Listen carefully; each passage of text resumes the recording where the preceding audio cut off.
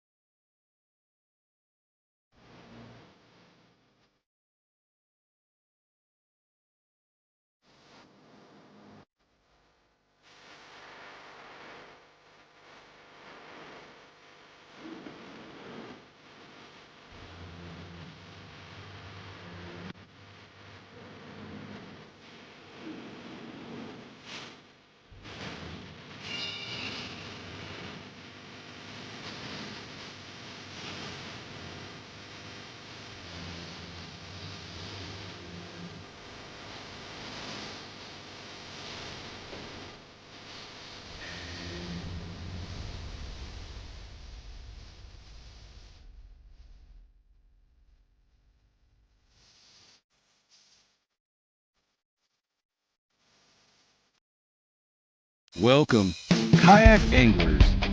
You are tuning into the Paddle and Fin Podcast Network, kayak fishing's best network of shows with great hosts covering all things kayak fishing, bringing you special guests covering topics such as shore fishing, river trips, gear reviews, angler profiles, tournament news, and more.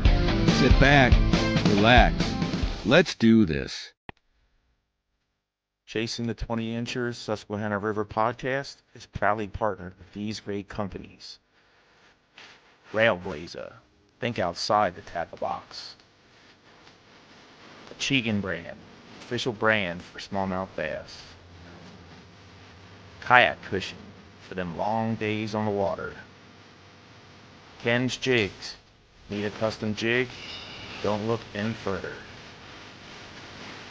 Thanks for watching, and welcome to the show.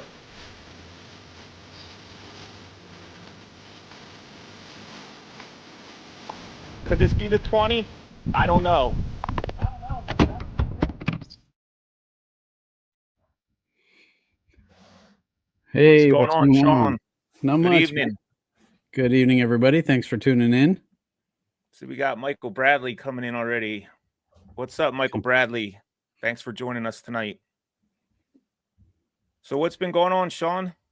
Not much. Doing a little fun fishing, but not super successful. I caught a lot of dinks. Nothing of any major size. I think in the past 2 weeks, my biggest fish is like 17 and a half and quickly goes down from there. I caught a 15 today and I caught a 16 on Friday, but a lot of dinks in Wrightsville lately. So Yeah, you got to go a little far up north. yeah, That seems to be where all the bigger fish are. I wish I would have learned that years ago. I spent a lot of time fishing Wrightsville. Although I I did mean, catch some nice fish down there. yeah. I mean, I've caught fish down there before, big fish, but just not lately. Good evening, Ken. Yeah. Good to see you, bud. Yeah, what's up, Ken? Thanks everybody for coming on and checking out the show this weekend. This is Chasing the 20-inchers, the Susquehanna River podcast. You know how we normally start our show. We go over the river levels. The river levels are brought to you by Railblazer. Think outside the tackle box. So we're going to start with Harrisburg. Harrisburg right now is sitting at 3.19 feet, kind of leveling out, looks like. All right, we'll jump to next one- Lewisburg. Oop, I just took it off my bet. There you go. So Lewisburg is looks like it's had a couple of rises and falls there, but we're going down to 1.26 feet. So on the lower end there. Yeah. And that's the West Branch. West Branch, right. The next one is Marietta. Marietta's sitting at 33.01 feet. Also looks like they're kind of leveling out right now. Yeah, it was low when I was out there today. There was definitely some spots where I had to get out and portage a little bit up in the rocks below 30. So, and our last one And is then the the North last one, Branch, go ahead, Sean. and that's Towanda. And looks like Towanda's having a rise up there. So, well, I mean, sometimes the chart can be deceiving, but because it's still only sitting at half a foot, but definitely water is coming up a little bit. It looks like it was really, really low at one point. Looks like a few days ago. So looks like they finally got some rain that they needed. Yeah. That couple days ago, that's the lowest I've seen it. I think I Yeah. said that 2 weeks ago on the podcast. It was really low back then too, but wow. Yeah, that's Where do the fish really go low. when it gets like that? I don't know, man. They're Yeah. probably stack up though. Yeah, that's crazy. They're probably stacked up in one deep hole somewhere. But as you all know, well, some of you may not know, we had two really big tournaments, kayak tournaments on the Susquehanna the past 2 weekends. We had Kayak Adventure Series here 2 weeks ago, and then we also had the No Limit Power Hour brought to you by Native. That was the same weekend as the Kayak Adventure Series. And then last weekend we had the Team Kayak Series, which is a new series that the Fluke Master Gene Jensen came out with, and Gene, I really enjoyed that format that he has going on. That's a really cool event. And tonight we have the winners, the champions of both weekends for them two tournaments. So before we bring them in, though, we do have our Chegan photos of the week. Starting off with Harold Meyer. And this is a really cool story. This guy has stage 3 cancer, and one of his buddies took him out wade fishing on the Susquehanna. I think actually the Juniana. He was on the Juniana, and he got to catch a couple fish, and he sent some photos in of them. So that's really cool. That's a cool story that somebody has enough patience and stuff to do that, to bring somebody out on the river that has a sickness like that. So that's really cool. Congrats, Harold. That's awesome, bud. Our next one is from B1 Yang. I've seen him post a lot in the comments too. So thanks for being active on the social media end of things. And that's a beautiful fish there too. So thanks for sending that in. And then next we have Caleb J. Byler. Look at that. That looks like a 20-incher. That might be a 20-incher there. I mean, he's good job. Yeah. That is a very pretty fish. Next, we have Cameron Shearer. Yeah, thanks for sending that in. With another healthy looking smallie. It looks like a lot of these folks are waiting. They got a lot of people have waders on, so maybe I need to get out and wade a little bit. I think there was a lot of waiting going on over the past 2 weeks. Gotcha. All right, next we have Jay Duke. One of our regulars, Jay Duke. Good job, Jay. Thanks for sending that in. Yeah, thanks, Jay. Then we have John DeVal with another. I love when they have the huge tail like that. It's just made to live in the current. Yeah, get that. Oh, yeah. All right, next we have Joshua Weaver with a beautiful redfish. That's my stepson. He was down in the Outer Banks. He caught that last weekend. That's awesome. And then another regular, Scotty Hepner, submitting another beautiful smallie. Thanks, Scotty, appreciate you sending that in. All right, next we have Randy Rosenberry, the nice largemouth. Yeah, I was going to say. Greenfish are okay, too. Oh, yeah. Well, ain't got nothing wrong with greenfish. All right, and then we have one of our guests tonight, Ewing Miner, with a tank of a smallie there. So nice fish there. Hopefully we'll hear more about that. And then we have Kristine Fischer that's a beautiful picture. Agreed. Nice fish, Agreed. Kristine. And last but not least is our very own Carlisle Esterly with his big fish from the kayak. That was the team kayak series, Team right? kayak series. Yeah. Yeah. So I should have almost done what hooked up. Ewing told me to do. I should have let that fish rest a little bit. I probably could have got 20 inches out of it. Yeah. Well, now you know for next time. So but nice fish either way, bud. Yeah. Thanks for sending them pictures in, guys. We appreciate you. Keep them coming. We enjoy looking at all the wonderful fish we have and all our fans catching them. Absolutely. So that's cool. So Fluke Masters truck at Bass Pro a few weekends ago. Yep, that was him. All right, Sean, without further ado, you want to bring our champions in? Yeah, let's welcome to the Chasing the 20s podcast, Ewing Miner and Kristine Fischer. Hey, guys. Hey, thanks for coming on, guys. Yeah, welcome to the show. Thanks for coming on. I seen Kristine were you at the weigh-in today at the Bassmasters? Yeah, I've been there all week. Yeah, it's been feels like I just got done with ICAST. A lot of talking, a lot of the seminar and just a lot of shoots and stuff that we had to do, and very emotional, very heavy final event for the Elite Series guys. A lot of good friends that their Elite Series career was ended this weekend, and a lot of them didn't make the Classic. Some did. It was just a heavy event. So yeah, but all good. Part of it. Yeah. Well, yeah, we wanted to get into the last 2 weekends here on the Susquehanna River with all the events going on.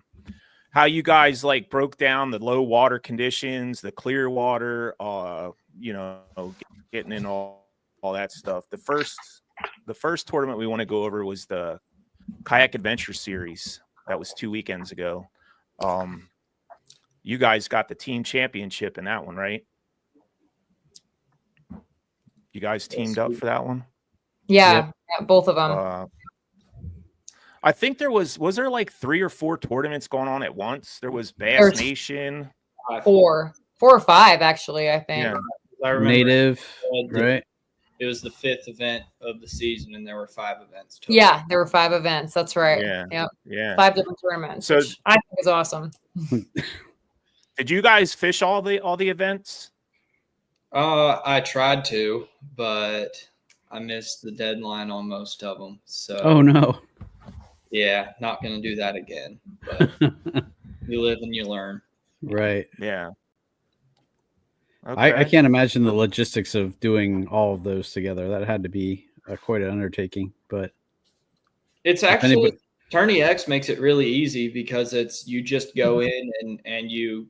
When you go to submit your fish, instead of clicking the one tournament, you click all 5 of them. And I did hear there were some issues with the native one having to submit your fish separately. Oh. But aside from that, just same process. You just select the tournaments you want to submit it to, and it's very simple. Yeah, it is kind of nice. Yeah, I remember reading that. How does it work? Go ahead, Sean. No, I was just going to say, I remember reading that, they were doing their best to make sure you could submit all your fish to, instead of having to do it individually. But yeah. Yeah, they made it super easy because I fished the Power Hour and the Kayak Adventure Series, and they made it super easy for doing that.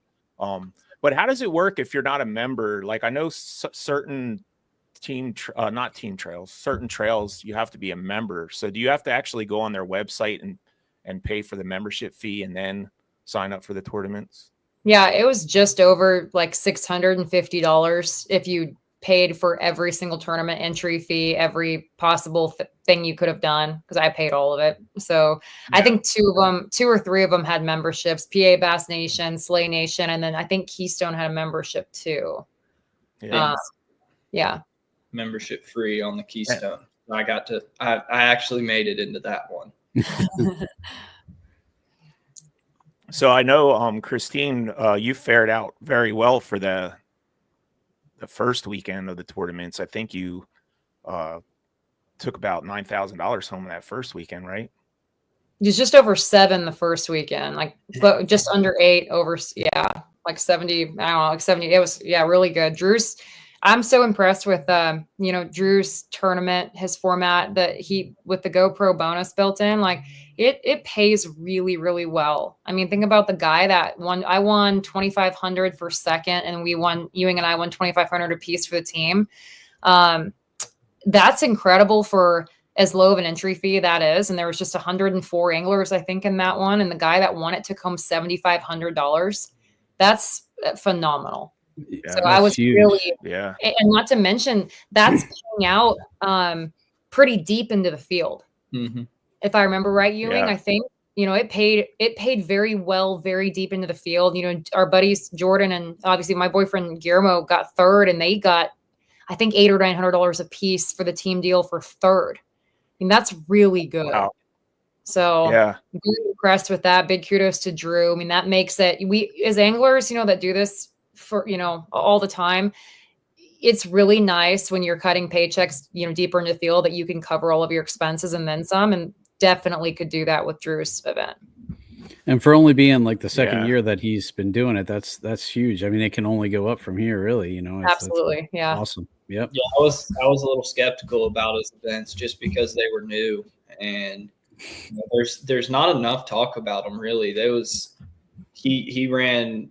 It was, no offense to anyone else, but it was the best awards I've ever been to. He had people. I wish I had some phone issues, or I could have, contributed to submitting a clip to actually play while they call you up, and just the little details like having a venue that's, it's different than, we're accustomed to like a hotel meeting room or something.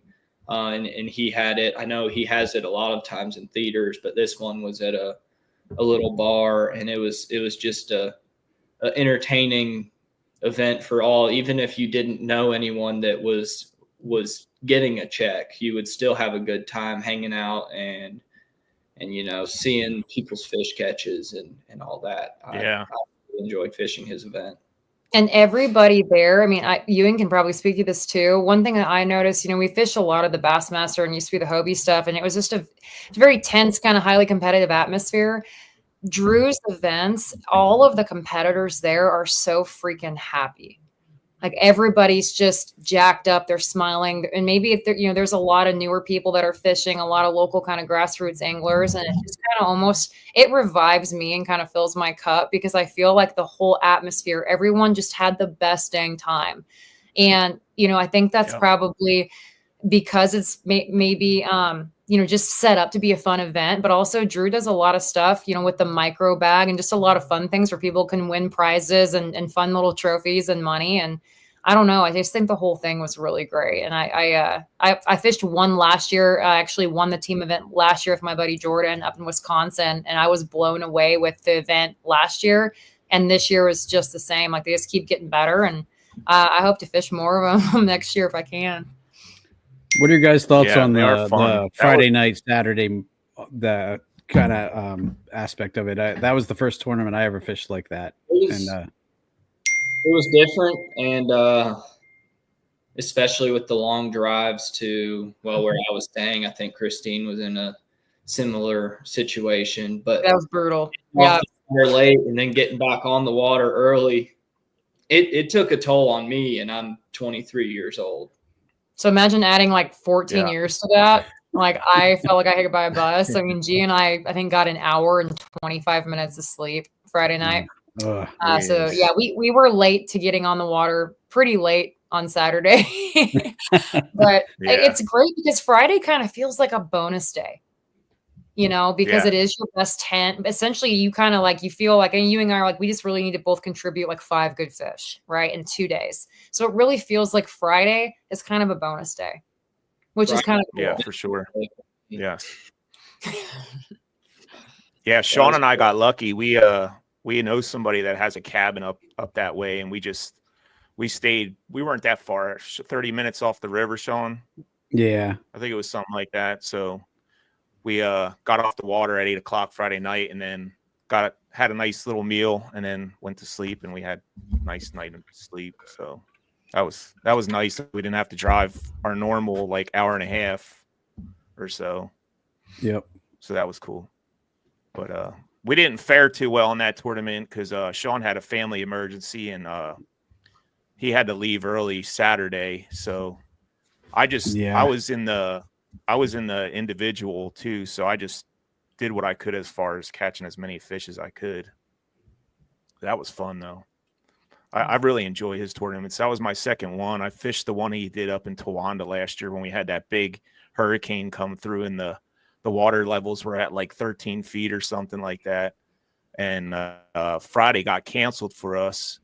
So he made Saturday a longer day. I think it was like a 12-hour day on Saturday. So we fished it and it was pretty neat. They had awards in the old theater up there and all the camaraderie and stuff is really cool. I give a big shout out to Drew for putting something together like that. That was awesome. For sure. So when did you guys get in town? Did you get any pre-fishing done before the Kayak Adventure Series started? I'm trying to remember when G and I rolled in. I think we got in on Tuesday night and we fished. I think we fished a little bit Wednesday, fished on Thursday. But you know, I've fished every tournament the last 8 years we've had them on the Susky. So for me, it's like I just need to kind of knowing, I fished it with water levels fairly similar to this. I think 2022 was very similar to this. So I kind of already knew what I was going to do, and I didn't even really practice in the area I ended up fishing. I just kind of like to go places where I feel like the least amount of people are going to be. So, and I don't think Ewing practiced at all. I just kind of told him, hey, you're going to be fine. It's just like when you did well in 2022. It was not. It was not. Yeah. But yeah, I got in like 1:30 is when I hit the water on Thursday. Had to be off the water at 6. I hit 2 different ramps. You know, I caught some decent fish, and I was feeling pretty good about Friday, but Friday came around and seemed like I was running from the fish. I only caught, and we had 6 hours to fish on Friday, and I caught bass. Friday was tough for a lot of people. Yeah, which is weird because it was a full moon, and usually like the afternoon and evening is better on that full moon, but it was really tough for me. You would have thought you would have been able to go out there and just throw a top water or whatever. We were expecting the top water, but it wasn't anything like that on Friday for us where we were. For me, it was. I had 94 on Friday, all on top water. Wow. But yeah, I only got 3 over 19 though on Friday, and I was trying to get the, I didn't really. I told Ewing, I was like, I think we need to have all our fish be over 19. So I wasn't really too stoked on the 18 and change. I wanted our fish to be over 19, and I think I only got 3 of those on Friday, if I remember right. So wasn't as good. That's a good way to start because you got all day Saturday to fill in them gaps. That's what I really like about that. Yeah. Yeah. So Saturday morning then came and we had that full moon that was coming down. And did you guys start getting bit right away Saturday morning, or did it take a little bit of time? I had a fairly productive morning. I think I caught a 17 and a half, 18 and a half, and a 17 and a quarter before the sun got up. And then it got really slow and really tough on me for a good while until it got, towards midday, and they started picking back up. I think they were just feeding so much at night that you had a very small window in the early morning, and then it was a major lull until they start getting hungry again about 11 o'clock noon. Yeah, I kind of went through the same thing with that. I really started catching them though after 11 o'clock Saturday. Yeah, I didn't really hardly fish at all until about 11:30. I had a pretty disastrous Saturday. It was really bad. I put a big crack in my links, and then I kind of messed up the steering system on it on, I think it was Thursday. So I borrowed an inflatable kayak from Jake Harshman there that didn't have a pedal drive. That boat's pretty big, and I had my Torpedo on it, and my motor I got down to where I was fishing and my motor started throwing issues and stopped working. And that I learned very quickly that not having a pedal drive on the river does not suit the way I fish at all. Very, very difficult. So not only then did I have no motor to like stand up and try to at least maneuver real shallow and power fish like I like to, I had to paddle it and or drag it and try to wade with it. And you think like for an inflatable, should be really light and easy to fish that river.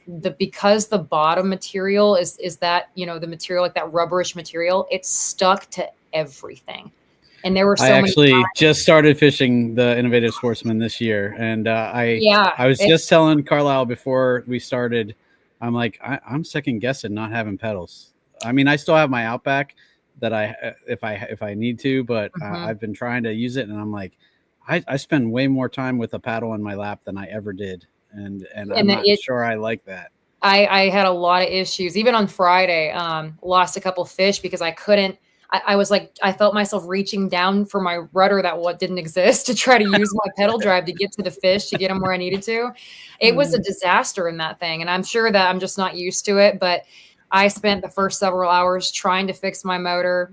Then I was miles away from where I wanted to fish and where like my fish were. So I spent about 2 hours dragging that boat upriver to get to the small stretch. And when I finally got there, I think it was like around noon. I had 0 fish. I think I might have caught one, like a 17 or something first thing in the morning before my motor went out. And then the rest, several hours, was just miserable.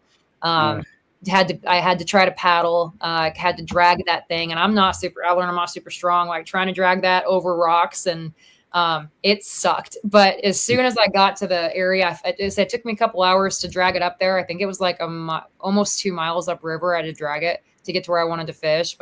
And when I got there, I put up 92 pretty quick, just waiting with it. So that, you know, not the day I wanted to have, but Ewing had a really good day, which was awesome. I wasn't worried about him. So that kind of helped carry us for the rest of it. But my Saturday was pretty brutal for a long time. He says I had it seems to be about a quarter inch. Yeah. Well, I mean, we needed that though. I mean, compared to your Friday, it was good. Yeah, it was good. I think we both were pretty upset with our days, but they turned it out to be okay, like comparatively to the rest of the field. But we both were like, we had pretty rough days on the Susky, you know, compared to what we're usually get or what we were expecting, you know. But it worked out. I think it really just came down to what. I don't know if it was an algae bloom. Maybe y'all know more about this, but that like it was a weird green, cloudy color to it, and there was like clumps of, I don't know. I've seen that. Yep. Just green stuff floating down the river, and that really had the fish in a funk. That with the moon, I think the moon sucked pretty bad too. That full moon. I ended up finding where I caught most of my fish was I found an area that was it was upstream of where I ended up catching them, was like choked out in eelgrass, and it was clear, beautiful water like you're used to seeing on the Susquehanna, and they were just stacked all in there. And I caught some really nice fish fishing through there. Yeah, I noticed that on Saturday too. There was a lot of algae floating. I'm pretty sure that turns the fish off a little bit because they see all this stuff going by them, and then they see baits going by them, and they don't know what to do. But so what did you guys wind up with as far as inches? I think it was your best 10 fish for the team tournament for the Kayak Adventure Series. I think I ended up best 5 personally for the Kayak Adventure Series. I think I had 92.5 because I think I had 92 in a quarter on Saturday, and I only had 1 fish from Friday that ended up helping me. I think I had 95 3/4, 95 3/4, 96, one of those two. But I think it was 95 3/4. Okay, nice. So were you guys just fishing history pretty much, or did you were you looking for something something different, or did you, when you found the fish, was it mostly like some history spots that you fished in the past? So on Friday, I did fish history. I fished the same milk run that I fished in 2022 for the BOS event when I got second, with similar water levels, and they just weren't there. I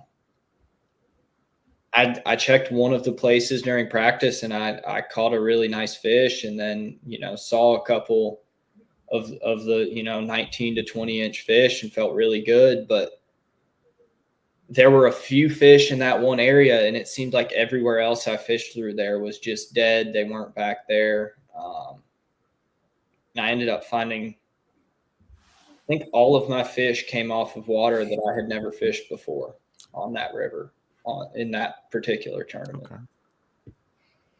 Yeah, it's kind of Were you guys mostly wade fishing?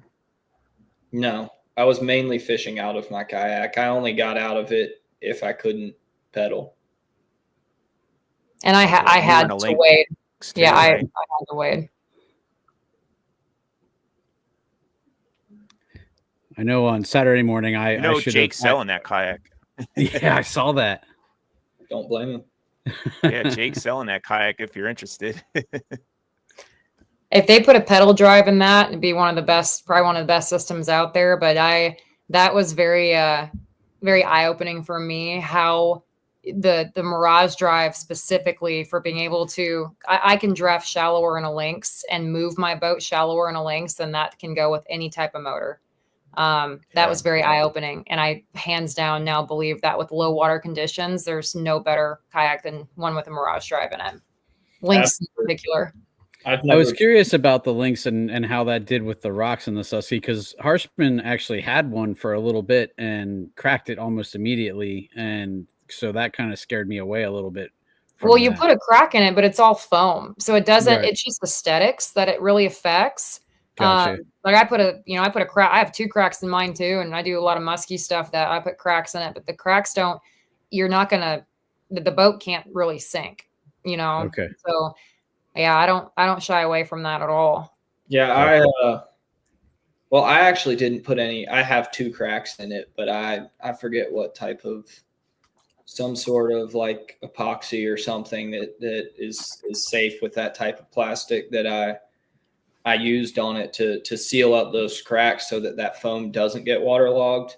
But in the meantime, if I'm fishing a tournament, because you've got to let it completely dry out before you put anything on it. Right. But it's not going to sink, like she said. I didn't put any new cracks in it on the Susquehanna. Those were just from, I use it for duck hunting because it's a good throw and go, and I take it places it definitely shouldn't be. There's still just red clay all in the floor of it, and it does everything I need it to. And that was the first time fishing a tournament out of it. I was a little bit worried about losing fish, but if you position your net at the end of the board, it's perfectly fine. Mm-hmm. Gotcha. They have the side rails on them too. Yeah. They have them side rails. Mine does. Okay. Yeah. Mine's bare bones. That's one thing that worried me. That's it. Because my fish always flop off the board, and I'd be afraid they just go right in the water. So I guess if you have them rails, you feel a little bit safer. Yeah, I didn't have any close calls with mine, so I felt pretty good about it. Like I have the rails on it, and like Ewing said, I use my net too to kind of as a backboard there. And I didn't, I had a couple flop on the deck of it, but I never felt like it was in jeopardy of going over. Kristine, I know you fished pedaled at least the iTrek 11 angler, and I was curious about that because I know one of the things that I liked about the Innovative Sportsman was that it's like double thick in certain spots, because I've heard like with other Hobie inflatable, like people puncturing it with fish fins and stuff. So yeah. That's one thing I was a little afraid of, and I was curious if they might have beefed up the iTrek angler at all, if you knew. For the new ones that they released at ICAST, I think they're still kind of in pre-production stages, but that's been something that I've been pushing for them to do. But then again, the one thing about that iTrek, I don't have any issues pulling that over stuff. It moves a Right. lot easier. That Innovative Sportsman one, it really stuck to everything, and it was hard for me to get it even like really shallow water. It would just, if it beached it at all, it was tough to drag it. So I think there's pros and cons, and you have to kind of just figure out what works better for you. Right. So the good thing about the inflatables is, you know, they are a 3. There's chamber 3. system. Yes. chambers. Yep. So, I mean, I know in the 2022 event, Harshman was fishing out of an iTrek. He popped the middle one, and he said it folded on him like a taco. But he was still able to make it back to the ramp. And if you they make those patch kits for them that you can just throw on top of it, that fixes it so fast. And, you know, you see and carry some of that stuff with you. And I don't care, you know, if I have looks like a Dalmatian at the end of the day with a bunch of patch kits, it doesn't really bother me. But I just recommend always carrying those. Yeah, no, Jeff Little hooked me up with, you know, a pretty good instruction about how to patch on the fly. So yeah. Well, we're going to take a 30-second commercial break. We'll be right back.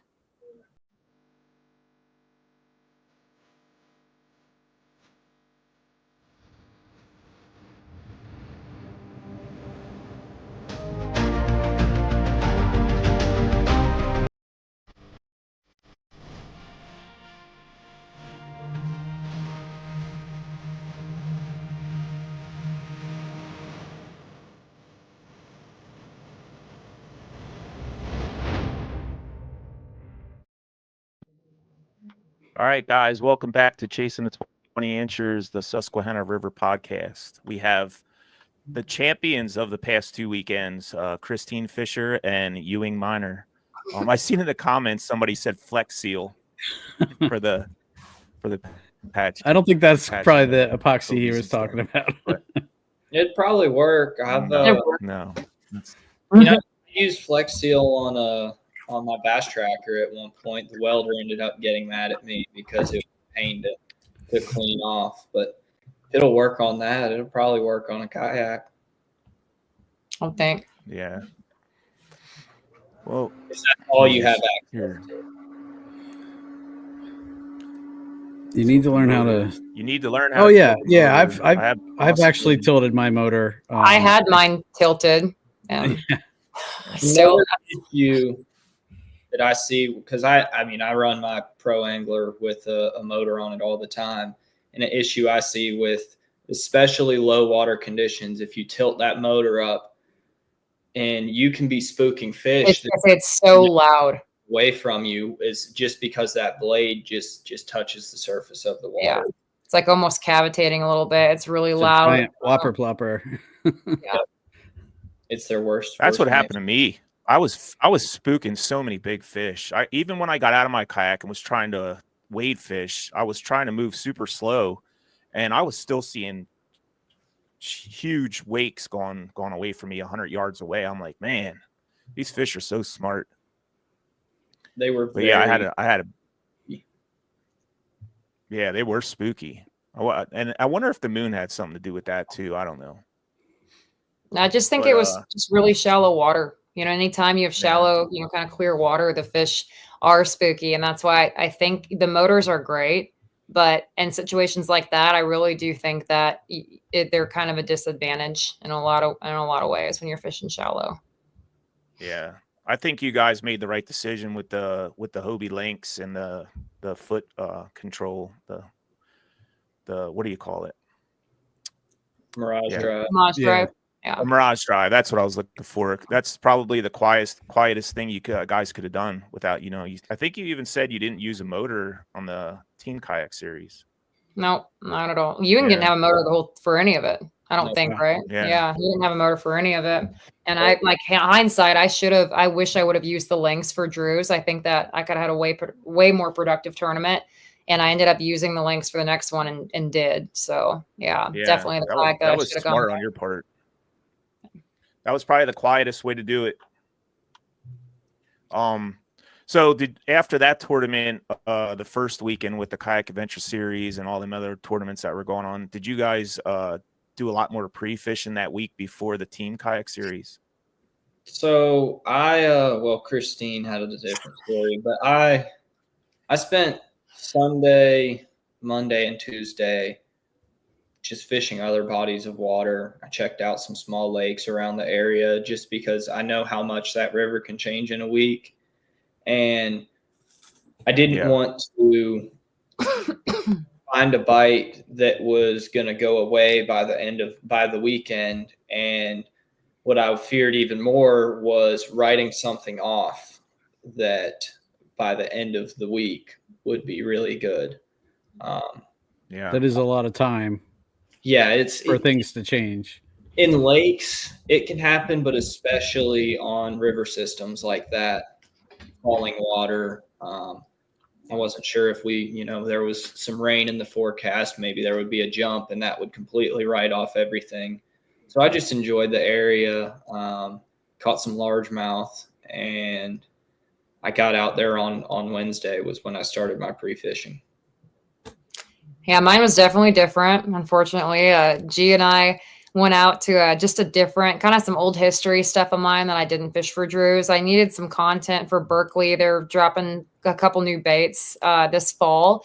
So we went out and just fun fished. And I had over 96 in a couple hours on a buzz bait. It was awesome day. We went out to eat that night. And then I got just deathly ill. I mean, I don't get sick ever. And I mean, COVID didn't phase me. I hear there's like a razor throat COVID going around or some other sort of Wuhan lab stuff that's going around.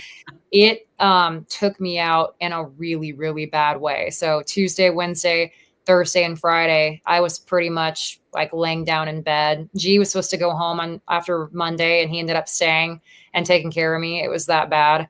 And I still had issues during the tournament, unfortunately. Like Saturday was really rough for me. But yeah, like the sickest I've been since I can remember. And it bummed me out because everybody's texting me saying the fishing's incredible. And I just wanted to get out and fun fish, and I wasn't able to do that the rest of the week, unfortunately. Oh, man.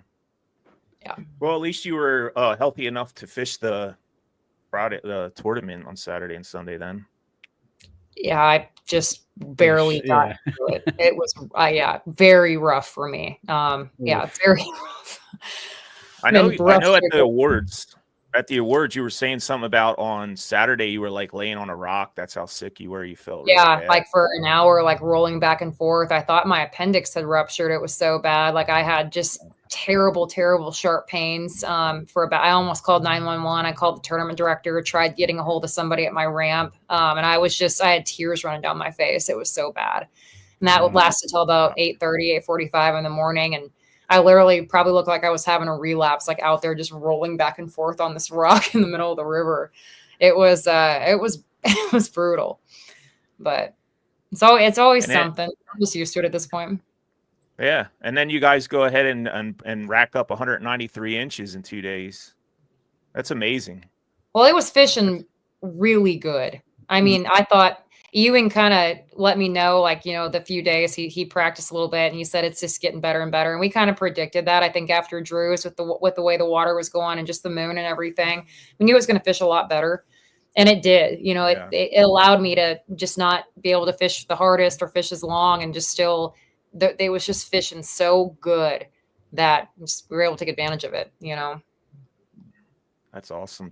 Was that your first time fishing the team kayak series, or did you guys have other events with them? Yeah, that was my first time as well. Yeah. What did you guys think of that? The whole layout of it and the way the awards were and stuff. I thought it was pretty neat. Yeah, it was good. They had some really great sponsor giveaways. Mm-hmm. Payouts need some work, and we talked to Gene about that. He's already working it up, but he had it set up the way it was because of it being a new series, and he wanted to make sure that people got paid, and it wasn't like if a really low turnout that 2 teams take all the money. So he set it up that way, but he said he's going to change it going into the next season of that series. Yeah. Well, I was really surprised on the turnout. I thought he would have had a way higher number of teams in that. But I think a lot of people got turned off from what happened the weekend before. Because normally when you have a tournament on a Susquehanna, you're looking at 100 people at the minimum, you know. And we had Gene on the podcast way back. I think it was February or something like that, and we talked about it, and we were telling him, oh man, you're not going to have no problem getting 75 people to 100 people in this tournament. And then I think we only had 29 teams or something like that, and I was like, wow. I think it was if we would have had 50. Was it 25? Yeah, it was not, which I think for them it was one of their highest turnouts for teams. I think maybe I'm wrong on that, but we did a little bit better at Nickajack. Okay. That was in conjunction with the Tennessee Bass Nation. Yeah, that helps. And that's the thing. I think if, like Ewing said, he and I think we won and we made just barely over $1,000 a piece. And that wouldn't normally cover somebody's trip for winning the tournament. So I think if you would have had another event, like I would have loved to jackpot another event for that weekend, or have like an individual side pot for it or something else, just give us opportunity to try to, make some money back. I think that would have helped them a lot. Yeah. And with there being 5 tournaments the weekend before, that probably drew so many anglers in. Yeah. Money's tight for a lot of people right now. It's hard to get out and go fish tournaments on back-to-back weekends. So I think that also hurt him a little bit. Yeah. I think so too. Just unfortunate timing. Smalley chaser impacted the region by the DQ guys, hit the people hard. Yeah, that's what I was talking about as far as what happened the weekend before. We're not going to get into that, but I think that turned off a lot of people. It almost sounds like some people got their money back from the team tournament. They didn't want to fish it or something. But I don't understand that personally, because why would that? I thought it was handled appropriately by the TV, it was. So I don't know what were people, and I didn't hear that people were turned off by it. What would be their reason for being turned off? The guy got caught, got DQ'd, the proper measures were taken. I'm not sure what was done wrong there. Yeah, and maybe not everybody knew the whole story. Yeah, I do know that the 2 tournament directors, Gene and Michael, they were both keeping an eye on that specific area to make sure that nobody was making that same issue. Yeah, I thought it was handled right. Mm-hmm. How big of an adjustment for Kristine to go from a boat tournament to a kayak tournament? I mean, huge.